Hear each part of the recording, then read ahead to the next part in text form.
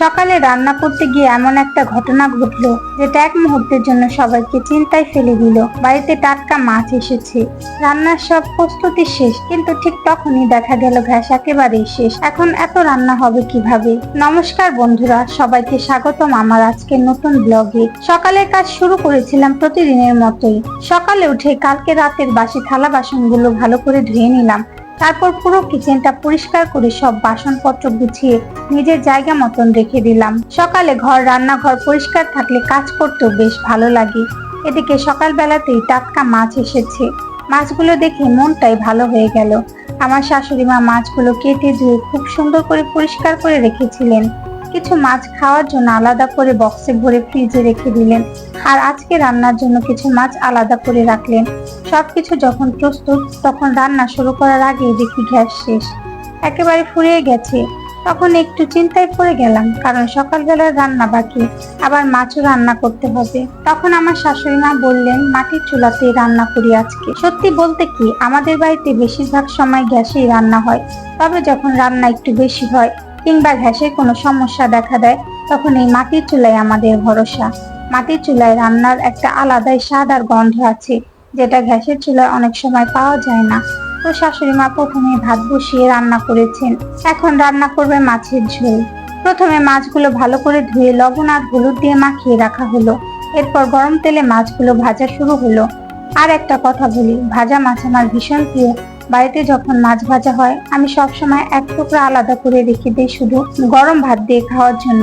গরম গরম ভাজা মাছের স্বাদই আলাদা।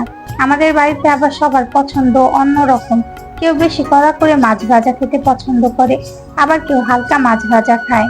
তাই রান্না করার সময় সবার কথা মাথায় রেখে মাছ ভাজতে হয়। মাছ ভাজা হয়ে গেলে সেই তেলে কালিজিরা ফোড়ন দিয়ে কেটে রাখা সবজিগুলো দিয়ে দিতে হবে। তারপর লবণ, হলুদ এগুলো দিয়ে ভালোভাবে সবজিগুলোকে নেড়ে চেড়ে মজিয়ে নিতে হবে। সবজিগুলো ভালোভাবে মজে গেলে অল্প একটু জল দিয়ে ঢেকে রাখা হলো, যাতে আলু আর বেগুন নরম হয়ে যায়। কিছুক্ষণ পর ঢাকনা খুলতেই দেখা গেল সবজিগুলো একদম ঠিকঠাক মতন সেদ্ধ হয়ে গেছে। এরপর ঝোলের জন্য প্রয়োজন মতো জল দেওয়া হলো। জল ফুটে উঠলে আগে থেকে ভেজে রাখা মাছগুলো একে একে দিয়ে দেওয়া হলো। এই মাছের ঝোলে খুব বেশি মশলা দেওয়া হয় না।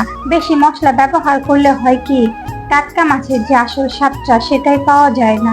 সামান্য ধনিয়ার গুঁড়া দেওয়া হলো, আর একেবারে শেষে উপরে ছড়িয়ে দেওয়া হলো তাজা ধনিয়া পাতা। ব্যাস, তৈরি হয়ে গেল দারুণ স্বাদের মাছের ঝোল। তবে আজকে শনিবার হওয়ার কারণে আমার শাশুড়ি মা নিরামিষ খেয়েছেন, তাই তার জন্য আলাদা করে একটু সবজি রান্না করা হয়েছিল, আর সঙ্গে ছিল লাউ পাতা দিয়ে ডাল। খুব সাধারণ রান্না হলেও খেতে কিন্তু অসাধারণ হয়েছিল। এভাবে গল্প করতে করতে দুপুরে রান্না শেষ হয়ে গেল। তারপর সবাই মিলে খাওয়া দাওয়া করে নিলাম। আমি নিজের জন্য খাবার বেড়ে নিলাম, আর খেতে বসে বুঝলাম আজকের মাছের ঝোলটা সত্যি দারুণ হয়েছে। মাটির চুলার রান্নার স্বাদ যেন আলাদা। ধোয়ার হালকা গন্ধ আর ধীরে ধীরে রান্না হওয়ার কারণে খাবারের স্বাদটা অনেক বেশি ভালো লাগে। তো বন্ধুরা, এই ছিল আজকে রান্না বান্নার ছোট্ট আয়োজন আর আমাদের দিনের কিছু মুহূর্ত। ভিডিওটি যদি আপনাদের ভালো লেগে থাকে, তাহলে অবশ্যই একটা লাইক করবেন, কমেন্ট করে জানাবেন আপনাদের বাড়িতে এখনো কি মাটির চুলায় রান্না করা হয়। আর ভিডিওটি শেয়ার করতে ভুলবেন না। সবাই ভালো থাকবেন, সুস্থ থাকবেন। দেখা হবে আবার নতুন কোনো ভিডিওতে। ধন্যবাদ।